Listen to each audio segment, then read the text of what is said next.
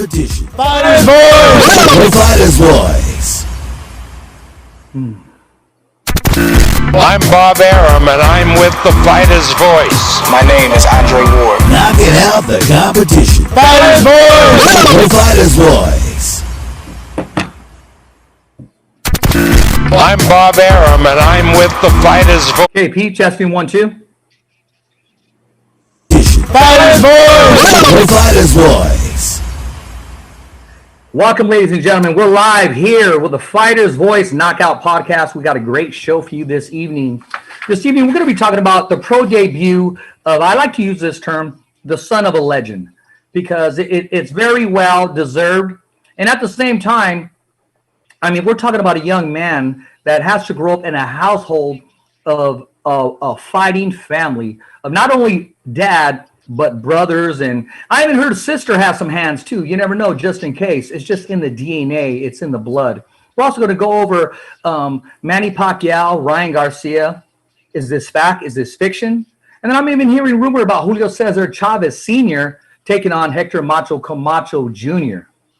But enough said. I want to introduce our guest, and we'll start with Pops, who needs no introduction wherever he's at. This I know firsthand. I was actually at a Mikey Garcia boxing event in LA. And as soon as he walked in, heads were turning, cameras were burning, and money was making. It was being well earning. Ladies and gentlemen, ferocious Fernando Vargas. Welcome to the show, Fernando. Thank you. Thank you, Richard. Appreciate that. And you know what? I want to introduce, too, your son who's making his own name and making his own style. And that's Amado Fernando Vargas. Welcome to the show. Wait, don't mess it up. Amado el Malvado. Fernando. Amado el Malvado. Fernando Vargas. Okay, we got to make sure we get that. Thanks for the correction, man. I appreciate that. That's why you're here, my man. Yeah. We're going to start with, first with you, young man. I got to ask you, I mean, Sure. Going into your professional debut, you know, it had to be completely different from the amateurs. What did Pops do to get you ready for that walkout?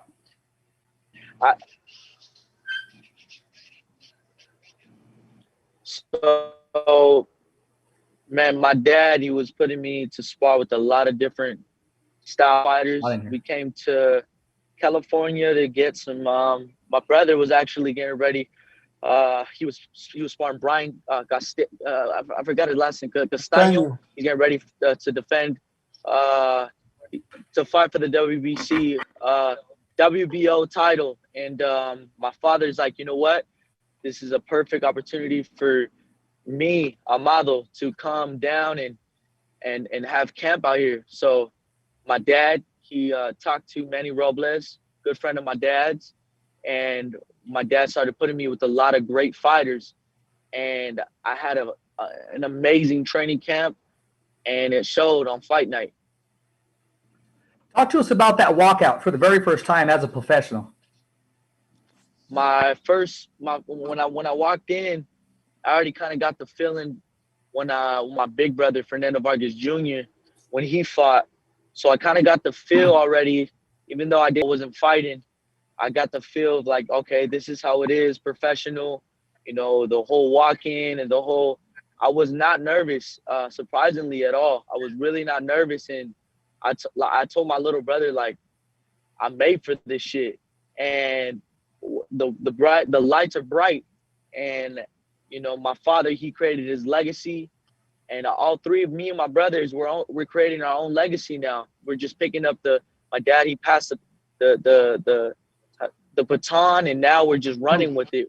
We're all running with it, and it's an honor to come from a legendary, you know, it's an honor to come from my dad. You know, he been doing this, and I'm really grateful to have my dad in my corner. Fernando, when you hear your son say these words, without even being coached, without being prepped or anything, it just comes from his corazon and his knowledge for the game and the Vargas fighting family. How does that make you feel, not only as a father, but as a trainer? And you just got to be proud hearing those words. I'm very proud, you know, very proud and humbled. You know what I mean? Living what I'm living through my kids' eyes is a beautiful thing. You know, when you never had a father, You know, I make a lot of mistakes. Don't get me wrong. Don't think that I'm perfect, because I'm not.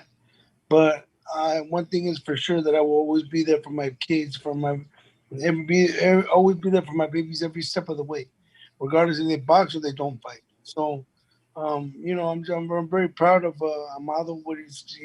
He's really stepped it up. You know, he's you know, he wouldn't really be too serious until I told him, Amado, this is something that you can do.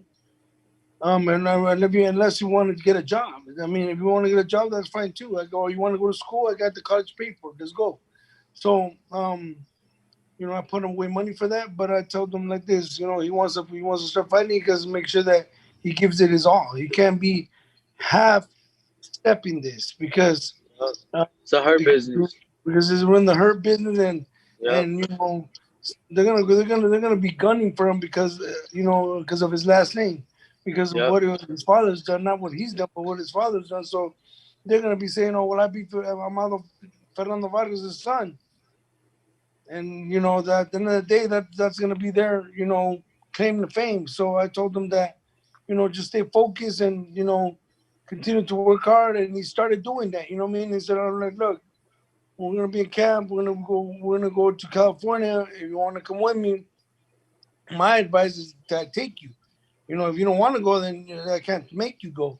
But my advice is for you to go, because you're gonna get top-notch sparring with world championship fighters, and you know, the Southern California circuit is the best circuit. You know, we're the, you know, legendary fighters, Oscar. You know, just, you know, myself from the Southern California area, my compa Robert Garcia was from the Southern California area circuit. So we need that type of work where there's fights every weekend. In Vegas, unfortunately, we live in Vegas, but you know, there's no fights every weekend like you expect there to be. So, and then basically you're fighting everybody all over again. It's just as the same people. So, you know, Southern California has the best circuit for experience in the amateur world. And you know, Amado didn't have that, but you know, I told him, you need to go to California so we can get that work. Make sure we're sharp. Yep. Make sure we're sharp and ready to go for your fight. And he Yep. agreed with me, and he came down, and it was the best thing he could ever done.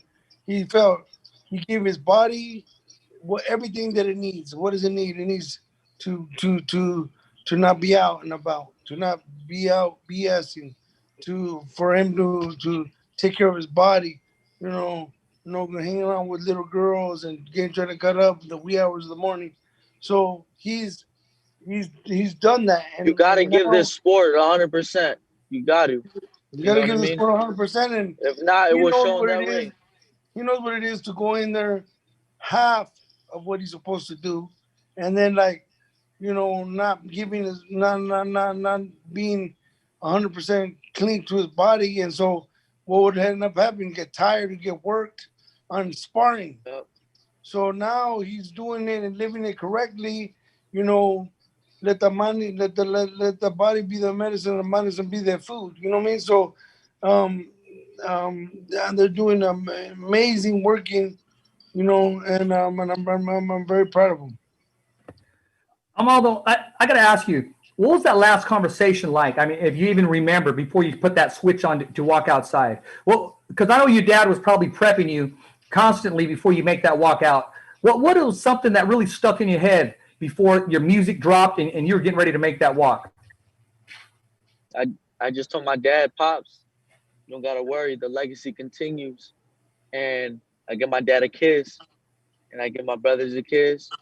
And I just told him, I promise you, I know, like there's a God that That's right. everything that my father worked hard for, everybody, all eyes are on us. Can these Vargas boys really fight? Oh, it's just a last name. But you know, we're just showing little by little each time we fight. And that's what I told my dad and my brothers. I said, you know, the Vargas legacy continues. And I just told him I love him, and I put a hell of a performance that night. That's exactly what I did. You know, I know you've been prepped since you were a child in the amateurs. What was that conversation like Was it? Did you approach your dad, or did your dad approach you, or was it a team effort when you said, "Dad, you know what? Let's go ahead and make this decision and let's turn pro"? I told my dad, I feel like I'm ready to go. I picked up my experience in the amateurs. I've been ranked number 6 in the country at 114. I beat top people in the United States. When I went to the Olympic qualifiers, I made it to the and the last fight, I don't really the amateurs. I feel like I'm good. I'm already good to go. I have more of a pro style, and I just told my dad that I'm ready to go, and he said, "Okay, let's do it." So that's exactly what we did. Being that said, was that decision made before your older brother, Fernando Jr. fought, or did he influence you even more by watching your older brother? My older brother, man, just seeing my brother do what he fought, it just was like, damn, like I can't wait till I fight. And I just told my dad, "Dad, I'm ready to go." He said, "You got to don't tell me, show me." And that's exactly what I did. I showed my dad, and just being on it, giving my body rest, making sure I'm doing my part, being a champion outside of the ring, and because that's very important to the sport of boxing. If you live like a champion when you're inside,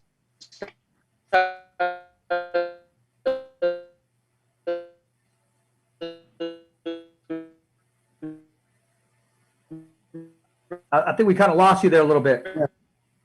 We lost him. I don't know what's going on. Okay. I don't know if your better or your earphones fully charged. More fight, really take care of yourself. Horrible. Amado, if you can hear me, I think it's the location where you're at. I don't know if you're driving actually right now, but the last minute you came up in and out. And I'd like, if you can, go ahead and answer that question again, if possible. Can you hear me? Yes, we can. Okay, I think we lost him, but I think it was just the location, Fernando. I'm sure he's going to join us in any time. Okay, I'm back. Okay, there you are. Okay, so what was the question again? I had asked, actually, those a couple questions. How long, what was that conversation like, to turn pro, and how much of an influence did your brother make after watching your brother turn pro? And that conversation you had with your dad when he said, "Dad, I'm ready," and then he said, "Well, don't tell me, show me," and you said that's what you were doing.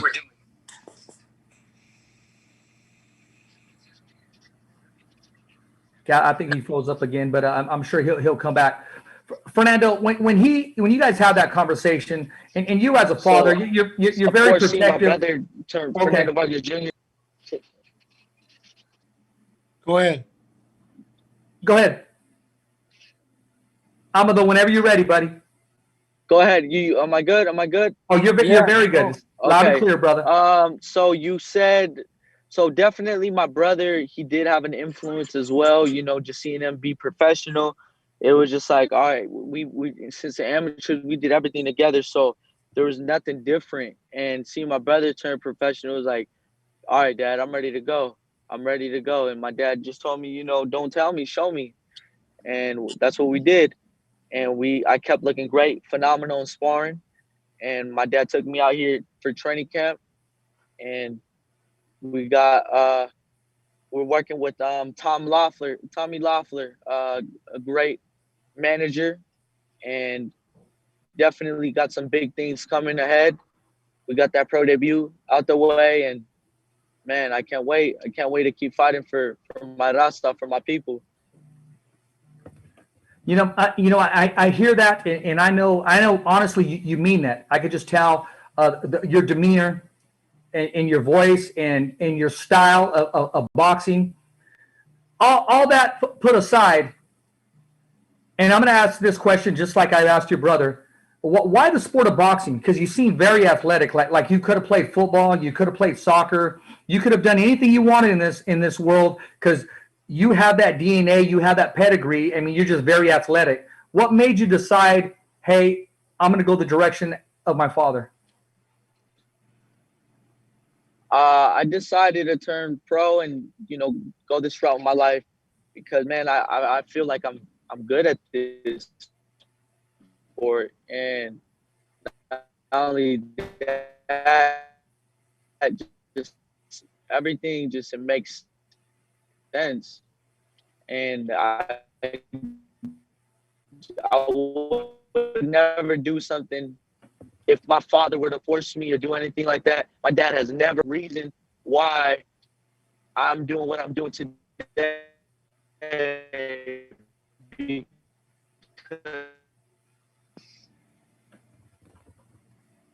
Amado, once again, we're having a little bit of technical difficulty. Father. No, go ahead, brother. We're waiting on you. We got you. Go ahead.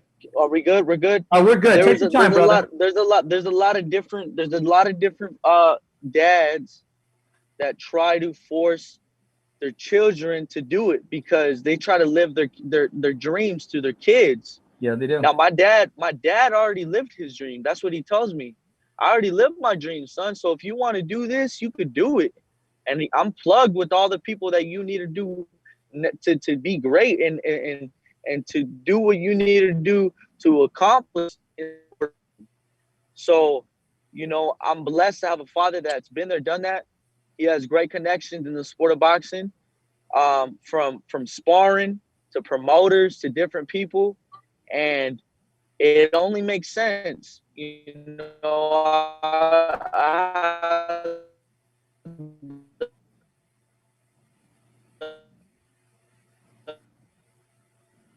You guys need to stop.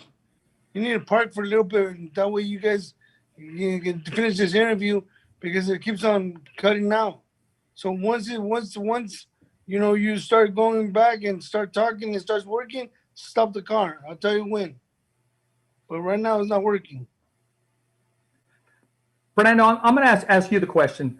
I mean, you know your son better than anybody in this world. I mean, you and your wife. And you knew he was athletic. You know he could be a football player, a baseball player. That's a Vargas gene, bro.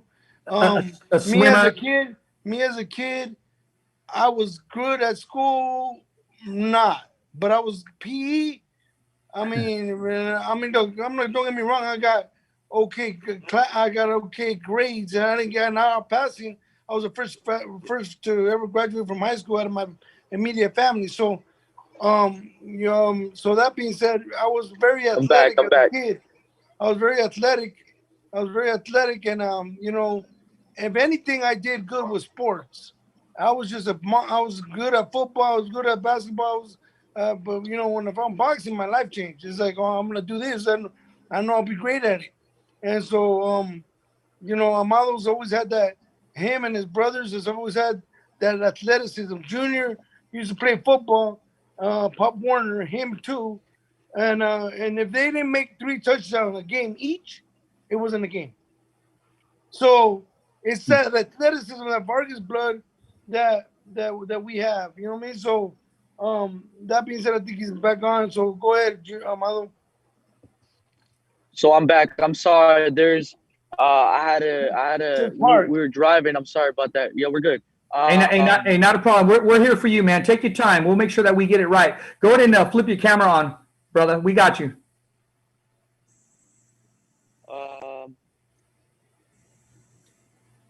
me see. Okay. What was the question? What was the question you were asking me? No, I asked you earlier. You know, the transition from playing other sports. Why the sport of boxing? Like I was saying, that I'm blessed. My father, you know, he knows he has a lot of different connections in the sport of boxing, from sparring to promoters to different stuff like that. So it makes my job a little bit more easier. My father did the hard part, and definitely I still got to bust my ass off as well. But I'm just blessed that my father knows different people, and I get tremendous sparring from you know, I sparred Gervonta Davis, to Ramirez, to Kurt Stevenson. The list goes on. And that's the experience. I'm blessed. I'm blessed to be able to work with top fighters in the sport of boxing.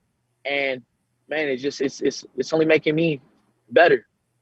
Don't drive no more. Stay like that. Don't drive. Okay. I'm going to go through some fans and some supporters and even some familia, Fernando, that'll left some questions for you guys, and just they want you to know that they're in your corner. Well, we'll start with Pita Garcia. He says, congratulations on the 2 victories, Fernando. Both your boys, both your kids are doing a great job. That's from the son of Robert Garcia. They're at Robert Garcia's Boxing Academy. Thank you. Appreciate it, Pita. And, you know, the Garcias to me are family, you know. Yep. I love my Jefes, Fernando Garcia. He raised me from the age of 12 years of age, and I'll never forget that. So thank you for that. You know, I'm trying to be like your pops. You know, I don't need his 3. He has like 15 world champions that he's made. I don't need his 3. And that's my Nino. That's my Nino. Yeah, and that's Amado's Nino, which is Robert Garcia, my compadre. He baptized Amado, so that's his padrino. And so all I need is 3: Junior, Amado, and El General. So my compa Robert Garcia has 15, 16, 17, maybe 20 world champions by now. But all I need is 3. So thank you, Pita. Appreciate it. You know, much love, Pita. I continue to talk to Garcia for advice on boxing. I talked to my compa Robert too. We called him before Amado fought. We called him to to first and foremost wish him birthday, because it was his birthday on the 29th. Yeah. And so, you know, I just also called him to say a few words to Amado. And what did he tell you, Amado?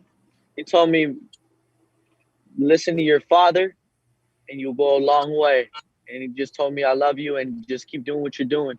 I'm proud of you. The Garcias are proud of you. Awesome. Beautiful words right there. Beautiful words. Now this next one is coming from former world champion Regis Prograis. He says, congratulations to the Vargas family, both father and son. Great accomplishment. Thank you, Todd. Wow. Thank you. Thank you. I like him. He's a good fighter. I appreciate you. He's a champion, and I know what it is. You know, the losing weight and doing all that, it's nothing but respect. And I like him. He's a great fighter. Much love and respect to him. And Coach Manny, this is for both of you. Coach Manny Robles, keep up the good work, young man. Keep up the good work, young man. And that's for you too, Fernando, meaning young man. You know, Manny Robles is such a cool dude. I respect him so much. I look up to him as a trainer. I pick his brain. I talk to him all the time. So he's such a good dude. I have nothing but respect and love and admiration for him, and you know, and all that he's done. You know what I mean? Because you know he made the first ever Mexican heavyweight champion in the world, and you know, Andy Ruiz, and so.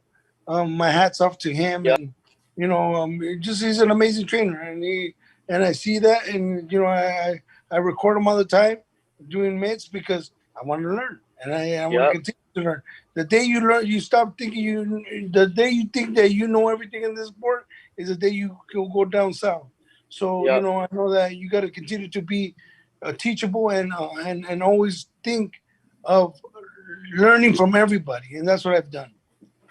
You're exactly right, and he's also a very nice guy and a boxing historian. We've had him on the show, and you know, nothing's going to get by him. I mean, he is just a sponge, and he'll tell you first of all, foremost, as you know, Fernando, he continues to learn and continue to grow in this sport. Absolutely. Manny Robles is awesome, man.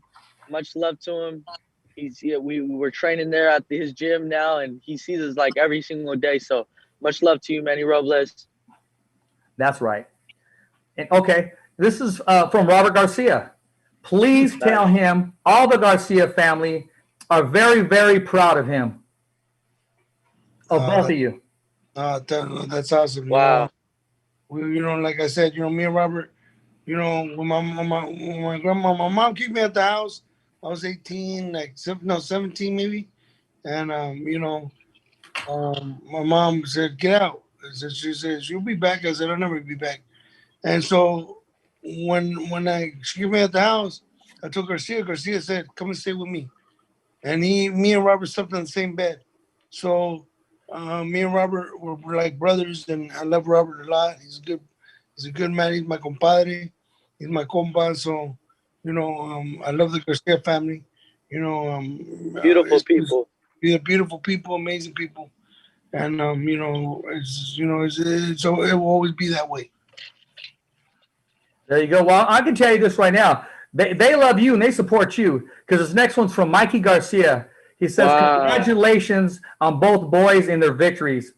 And now here's one for you, Fernando. And no, Amado.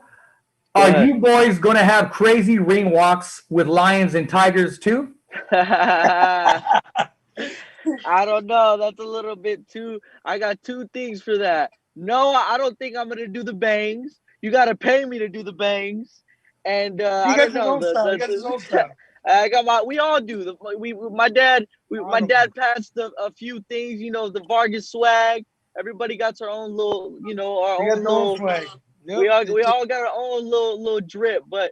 Yeah, for the Tigers, right. Tiger, I don't know. I don't know about the Tiger. I don't know about that one. Man, you never know. This dude is crazy. He'll be one. You never know. I don't know, Mikey. I think he might want to do it. He's crazy like that too.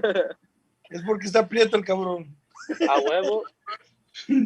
I mean, to know you got a 4-division world champion in your corner that watches you both and supports you guys. I mean, man, that got to make you feel really special. Mikey Garcia, man, he's one of the best fighters of all time. And, yes, sir. When I always say the story, and I don't know everybody's tired of hearing it, but I always say the story when I talk about Mikey Garcia, is that when I was a kid, Garcia would give me, my jefe, Senor Garcia, would give me a ride from his house. So I would have to walk. Before, I used to walk 3 miles as a 12-year-old kid to get to the boxing gym, and it took me an hour to do so, and I was going to do it anyways. It doesn't matter. I love boxing that much. I was going to be there. But one day he saw me walking down, I think it was Rose and Rose Boulevard, Rose Road, I think, Rose Boulevard, I think it's. And so he saw me walking down Rose. He goes, and it was late. It was late already. It was already, when it's late, early, like 5 o'clock, it's already nighttime. So I'm walking home, and he goes, Fernando, where you going? And then he stops. He pulls over to go to my house. He goes, where do you live? He goes, in back of China High School. He goes, and you come walking every day? I go, like, absolutely. And he goes, look, I'm gonna give you a ride. Get in. And he goes, he got in his van, and then he gave me a ride first. He goes, first I'm gonna take you to my house. So you know where I live? I live on China Island Boulevard, which is, close to your house. And so, when he took me to the house, he took me to his house, and then I walked, and then he drove me to my house, and then he said to me, you can come to my house, and I'll take you from there. I was in heaven. I don't know, like a 5-minute, 15-minute walk instead of an hour walk, then 15 minutes. Let's go. All day, every day. So, he kept on giving me rides, and then I met Mikey there. So I met Mikey there, and Mikey used to be in Pampers. And I used to come into the house with my bag, my little red bag, and I was a snot-nosed kid, and I'd be like, Mikey, ¿vas a boxear? Mikey, you're gonna box? I said, Mikey, ¿no te gusta el box? Mike, you don't like boxing? And look at him now. Exactly. Look at him now. One of the best fighters of all time. Pound for pound. Absolutely. I agree with you. This is coming in from Coach Stokes. It says, Fernando, I want to know the focus of your son in becoming a world champion. And this is a question for both father and son. Is that your focus, to someday become a world champion? To have your son become a world champion? Well, I think that you don't get into the game first. I don't think you get into the game to not become world champion. So, yep. I mean, if you're not in the game to become world champion, you shouldn't be in the game. There's a lot of fighters that are bums that just want to get a paycheck and get whooped. I don't know about you, but I couldn't be that way. So, if you're not in there to be world champion, then what are you in there for? Amado, what's your take on My that? dad just answered the question for me. My dad answered There the you go. question. I want to be not one, not twice, but however much I feel, or however much my body and the sport will take me. But I'm gonna put God first, and I'm gonna let Him do the rest. Amen, brother. I mean, that's the correct way, man. Absolutely. Hey, I'll give you amen on that. Fernando, what are your expectations for yourself as a trainer for your son? Well, for my son Amado's, to get him the best way possible, and to, I said this to my three sons. I said, if I see you're getting hurt each round and you're getting whooped, you're getting knocked down, and it looks like there's no, there's really no point. You're just taking a beating. I'm gonna stop it. You're my son. I'm not gonna let you take unnecessary punishment. I'm not. You can be mad at me. I don't care, but I'd rather you be mad at me than be 6 feet under, because or be brain dead. No, man. We love the sport, but the most dangerous sport in the world is the best sport in the world, but the most dangerous sport in the world. And we're playing with our lives here. So, I tell them like this: if anything happens in a fight where I see it's not looking good for you, and you're getting whooped 6, 7, 8 rounds, and it's looking bad, and you're going down, and it doesn't look like you're doing any good, I'm gonna stop it, because you're my son. You're my son first, before I'm your trainer. You're my son first before you're a fighter. You're my son first. Amado, here's a difficult question, but only you can answer it. Okay. Do you see the transformation from father, like, hey, we're on the way to the gym, and then when father puts on that trainer's hat, can you see two different people? It's just nothing but love and respect for my dad. Our bond is so tight that, I wouldn't want to be in this sport without my dad.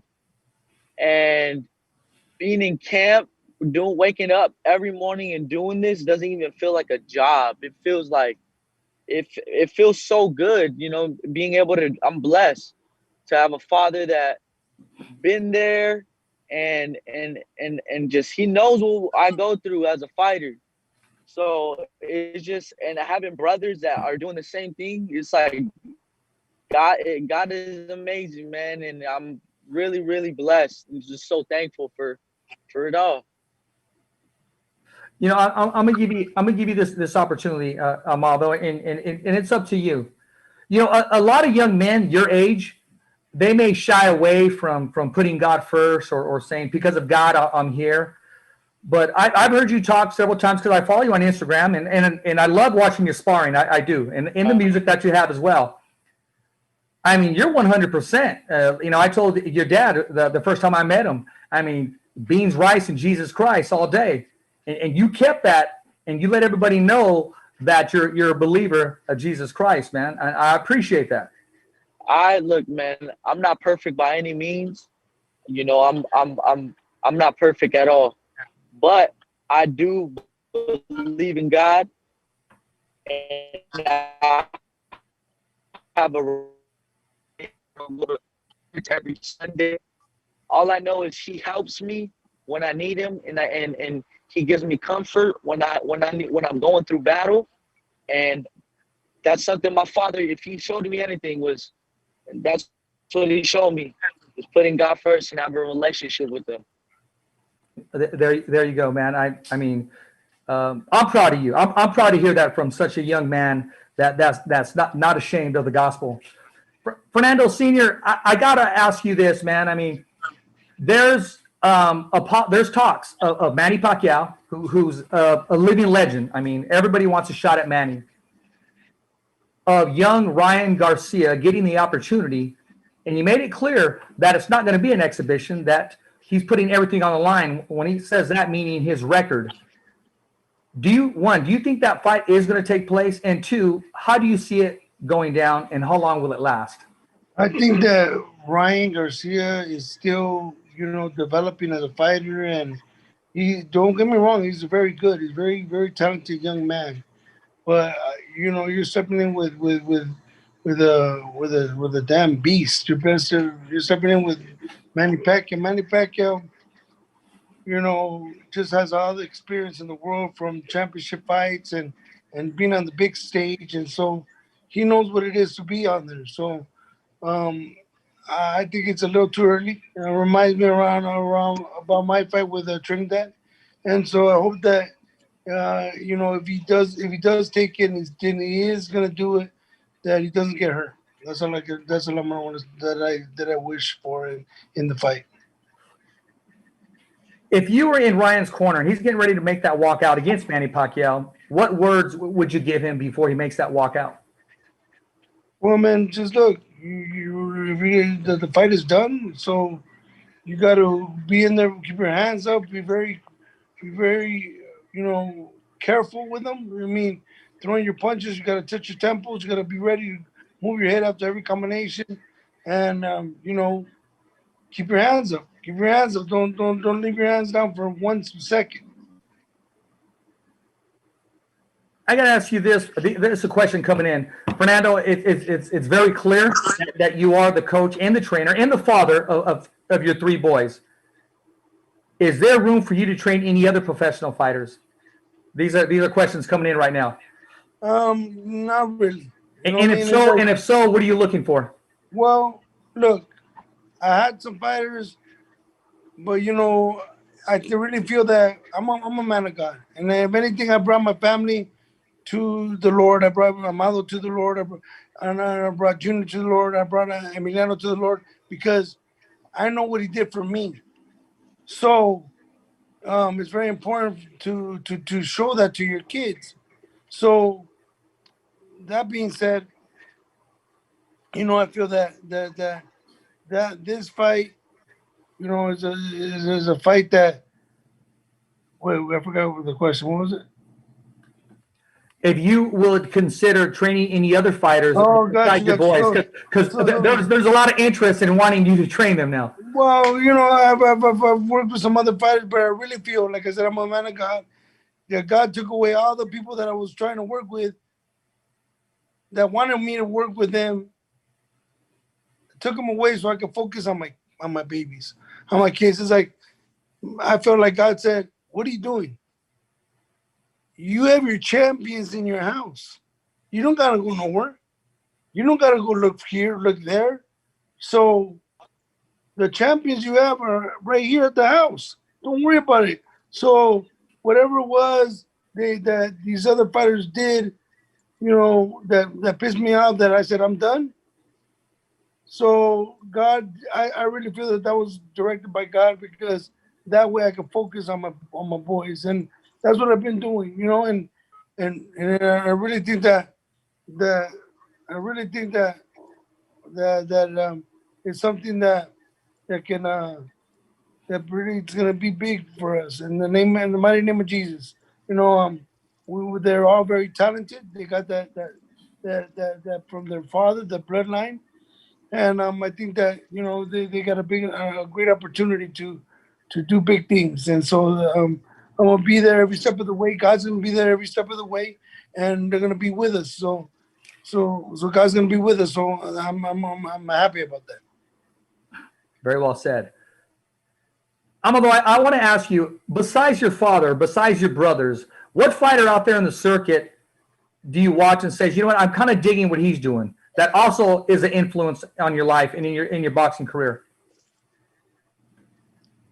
I like Teofimo Lopez. I like how him and his dad work. I like different fighters like from Terrence Crawford. I like watching different style of fighting, like Mayweather. The way he boxes.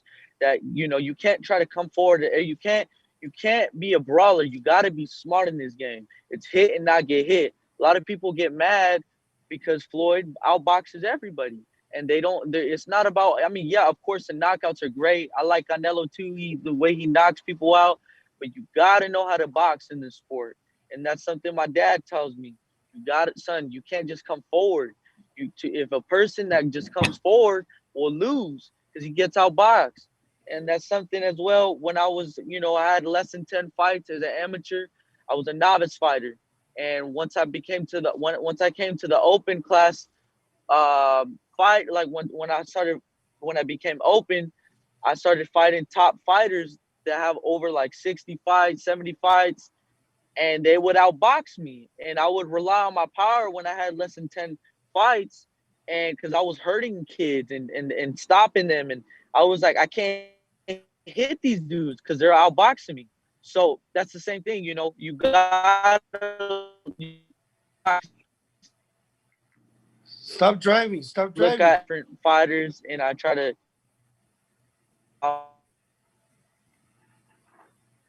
Amado, are you in the back seat or are you actually driving the car? No, he's in the back seat. Oh, okay.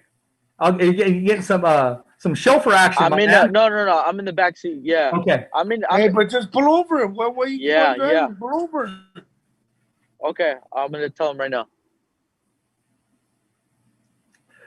So, Fernando, it's very hard to trust another man with your son. It really is. And there's been talks, father-son relationships. A lot of times they work, sometimes they don't work. But from where I'm standing, I can see right from the gate that this is working. I'm going to ask you, why does this relationship work for you and your kids? Well, I'm not gonna tell you that it's always peaches and creams and flowers and dandelions, but at the end of the day, I have to understand that I can't shield them from everything. So I gotta let them make mistakes so they can understand that what I'm telling them is the truth. To take care of themselves, to not be out till wee hours of the morning, to not be drinking, to watch themselves when you're being with women, and because at the end of the day, you're gonna be able to see whether I'm lying or not, telling the truth or not. If you listen to me and I tell you, of course you're gonna be with women, of course you're gonna be with females. That's a given, but do it when you're not gonna spar. Do it when you have a day or two to rest. Do it when you soberly. Don't do it drinking. You know what I mean? Don't do it stuff like that, because all that stuff messes you up as a fighter. It messes up your timing. It messes up your speed. It messes up your functions, everything. So, I also need to continue to try to let them learn that way, because my kids are not little kids no more. I'm not gonna jack them up. I'm not, unless it really is needed. Now, don't get it twisted. I will put hands on them, because the Bible says, "Spare the rod and you spoil the child." But it also says, the mother, one of the 10 Commandments says, "Honor thy mother and thy father." So,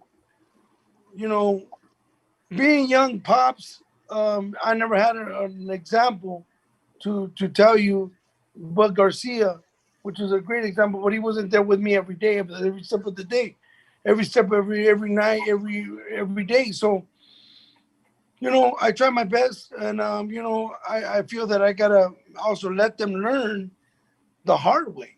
I can't be jumping on my, hey man, what are you doing? I'm learning this as a father and as a coach myself, that, okay, you don't want to listen to me. So the repercussions of your actions are going to show in the ring. And you think that these guys are easy. They're not. We're sparring with championship dudes. And so at the end of the day, they might knock you down. And you'll be like, well, I wonder why that happened. Maybe you're not listening. Maybe you're, wanting to do things your way when I'm trying to. That ring will not lie to you. You're not reinventing the wheel. I'm not reinventing the wheel. I'm telling you what stuff you need to do is take care of yourself a month before you're gonna fight. Do not be with no women for a month. Don't even look at a woman. Don't even scroll on. And then like when they want to argue with me, okay, and then they end up sparring and looking horrible when they're out there the night before a woman. I'm going, what did I tell you?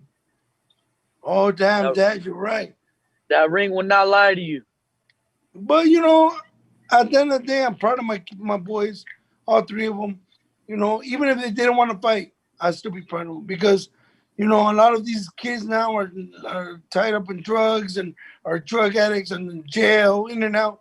I thank God for covering over my sons and over my daughter too, for them being on the right. You know, they're not on the right. They're on the right road, not on the, you know, we're being idiots and going to parties and getting locked up and getting drunk and getting DUIs, stuff like that. So God is good. I'm proud of them. I want to ask you about another possible matchup. Rumor has it, and that Julio Cesar Chavez Sr. is going to share the ring with Hector Macho Camacho Jr. That's possibly going to take place in June in Mexico.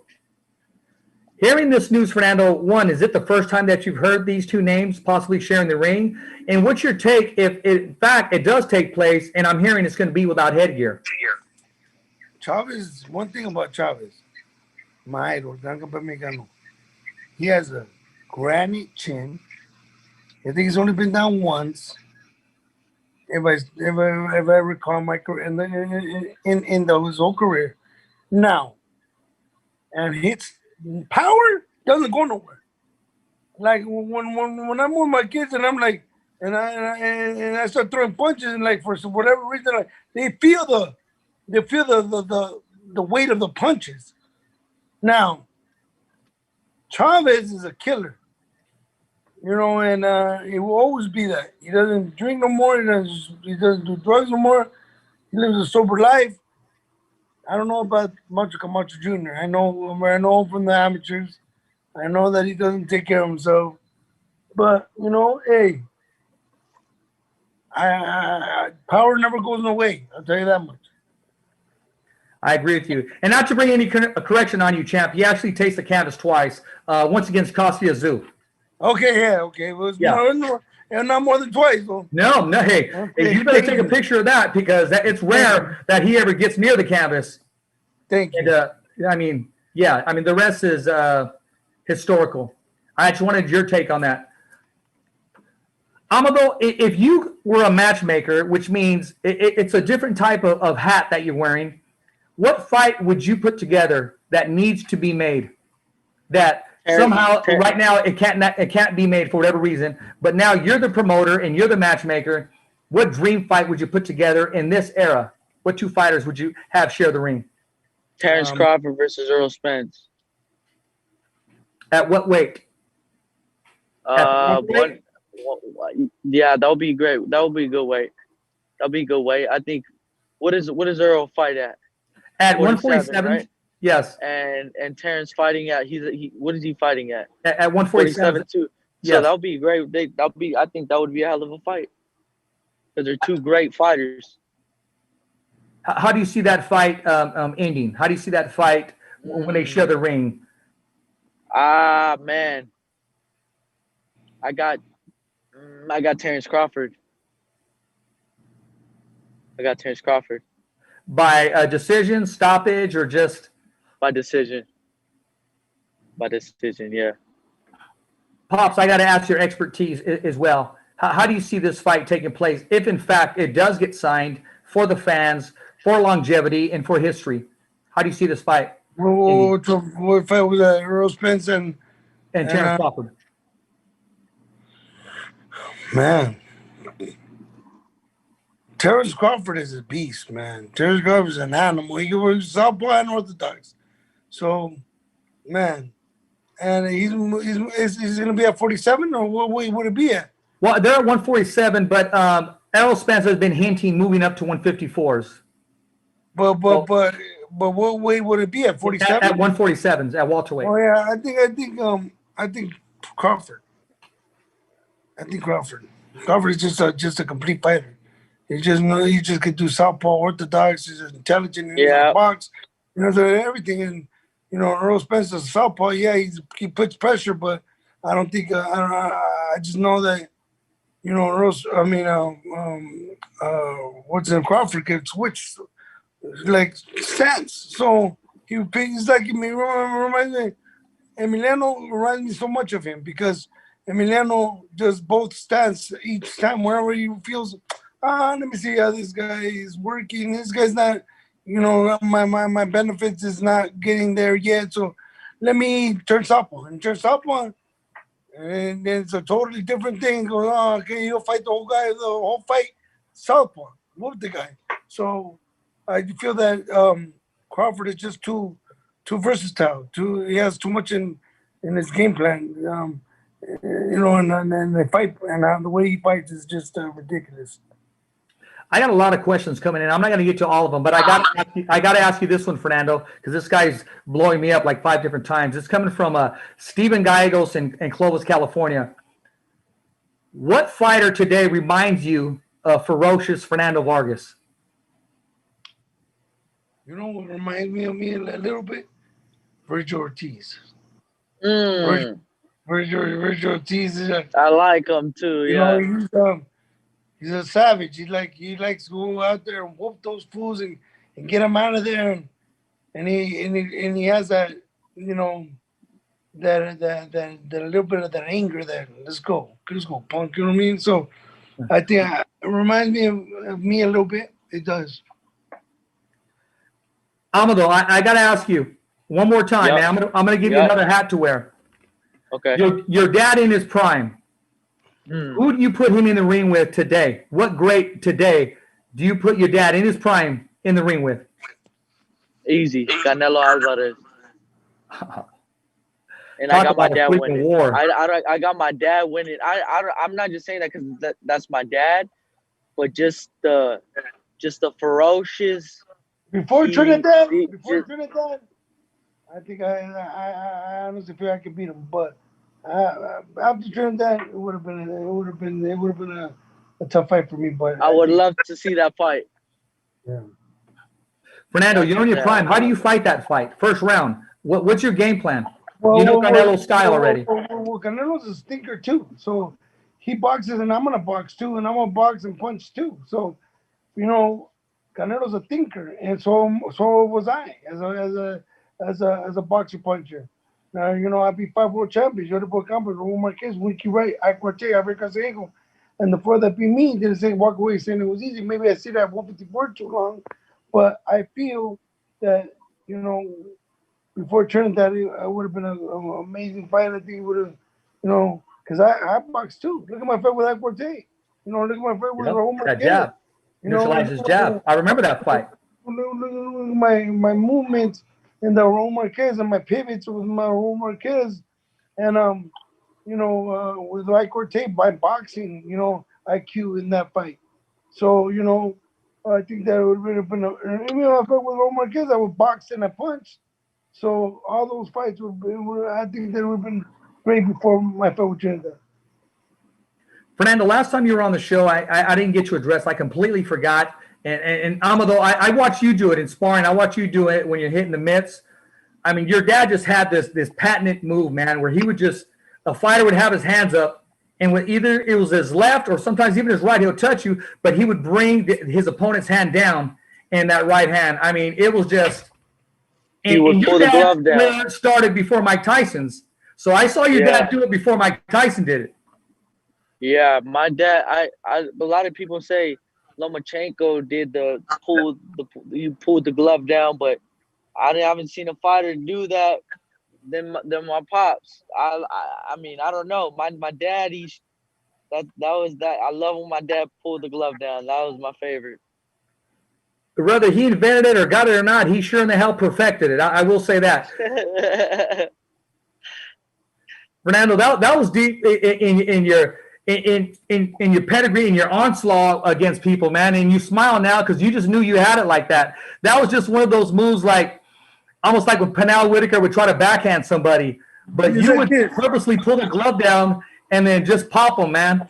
So I'll tell you who taught me that. Garcia. El señor Eduardo Garcia, my jefe, el señor Eduardo Garcia. And you know what he said? If you do this, people are going to start mimicking what you do. So he taught me, when a fighter has his hands up, you put down the glove, boom, boom, or boom, ah. You know what I mean? And so he goes, that's how you, and he taught me that. And I did that against Ross Thompson, against Corte, against Shibata Flores. So anytime they had their hands up, I would put the gloves down. And so when they say that Lomachenko invented it, homie, you don't know shit about boxing. Hey, those are the words of the late great trainer, man, Roger Mayweather. And you know, Fernando, you did perfect that. You really did. And coming from a teacher as Mr. Garcia, who someday soon, and I will say this, and I'm telling you something that you already know, but he needs to have a shrine, a statue, something, man, because of him, the legacy continues. Absolutely. I mean, and believe, and you know what? It's long overdue. It really is. You know, I almost cried when I told him, Garcia, I'm gonna Khetphet. I call him Khetphet, which is Dead Pops, right? Khetphet, le voy a romper el récord de usted. Y dice, ¿cómo, Fernando? He goes, and I'd be like, voy a calarme a ver si puedo hacer mis tres hijos campeones mundiales. Usted hizo a Mikey y a Robbie. Y he goes, Fernando, no me vas a ganar. Digo, ¿por qué? Me vas a empatar. Oh, man. You know, you're not gonna beat me. You're gonna tie. It's gonna be tie. You're gonna time. It's gonna be even. Oh man, I almost started crying like a baby. Hey, what did 50 Cent say? Or die trying, right? Don't die trying. Absolutely.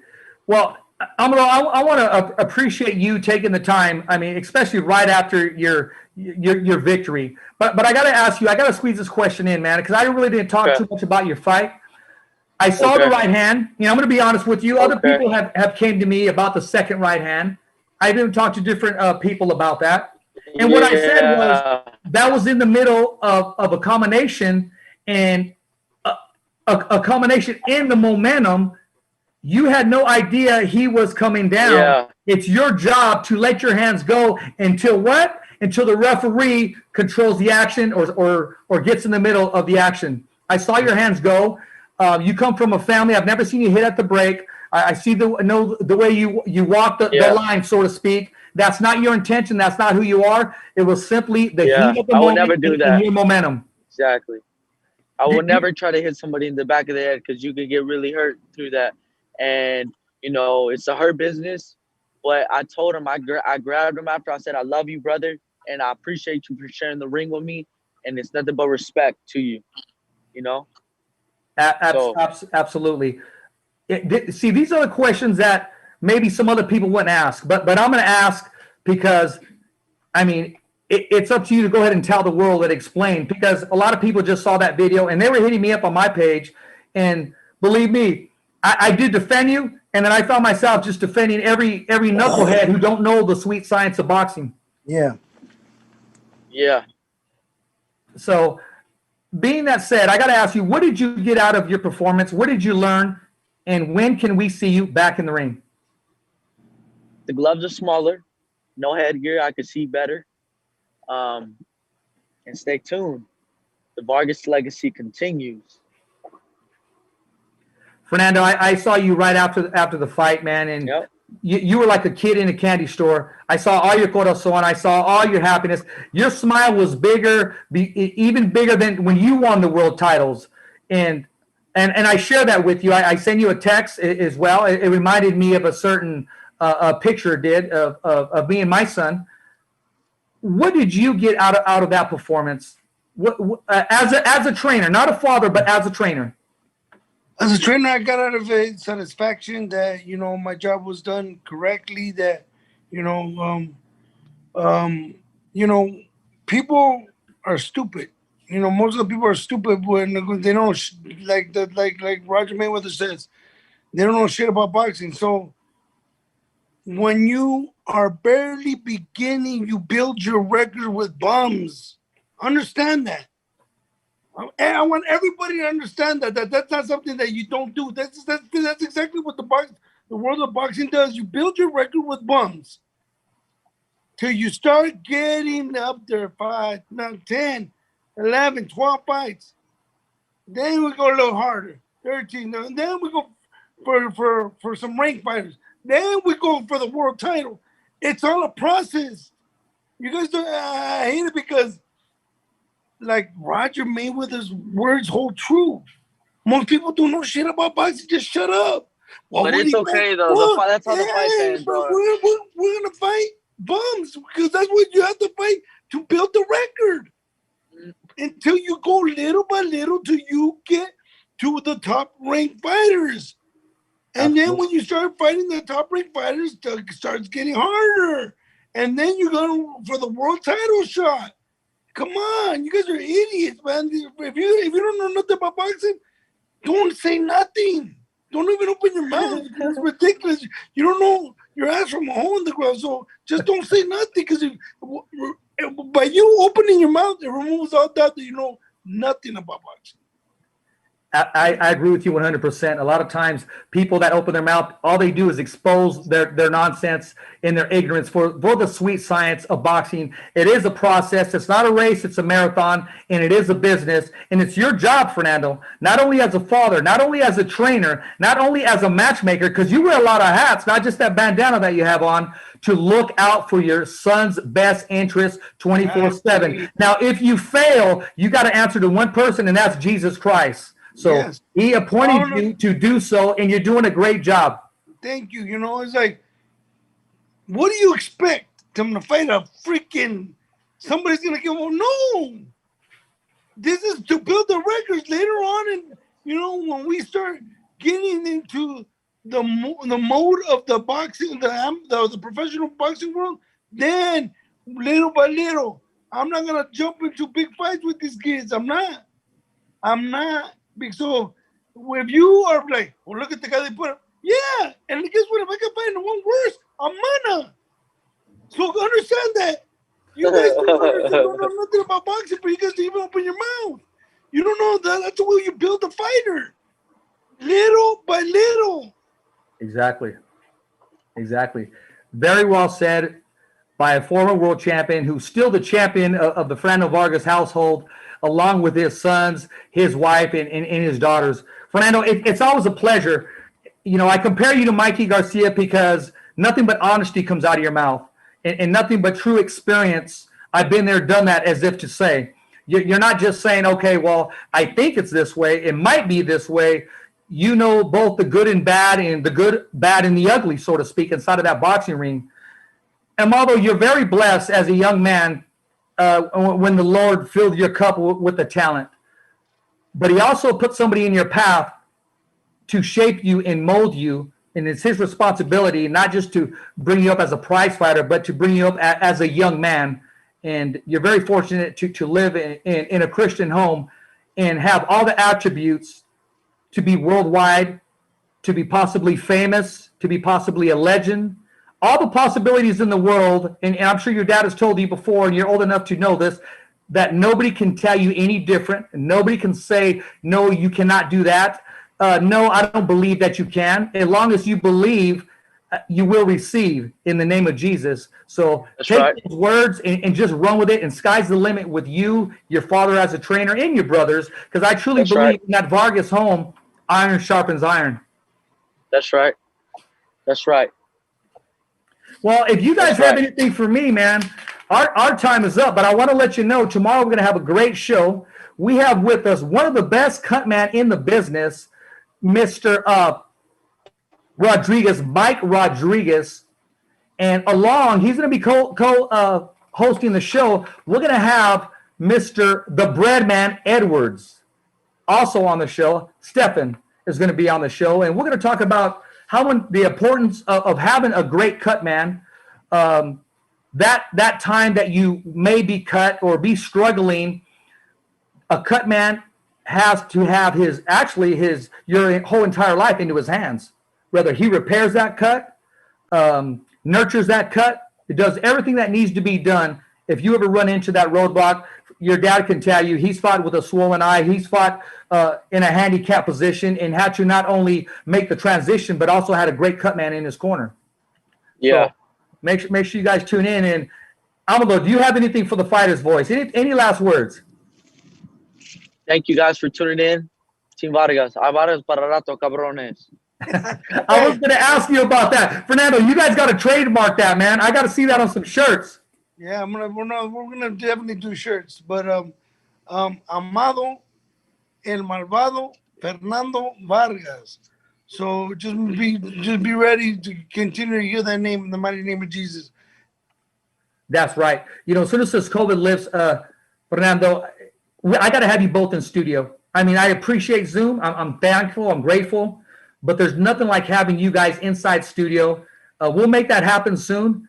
Or if not, I'll tell you the same thing that we told Robert Garcia. I said, Robert, if you can't come to Fresno, the Fighter's Voice will go to you, and we'll shoot the podcast inside of your gym in Las Vegas. Yeah, absolutely. Well, right now, my gym is closed because of COVID. So, but and then there was a piping issue that it flooded the gym and messed with the whole concrete and everything. So we're trying to get that fixed and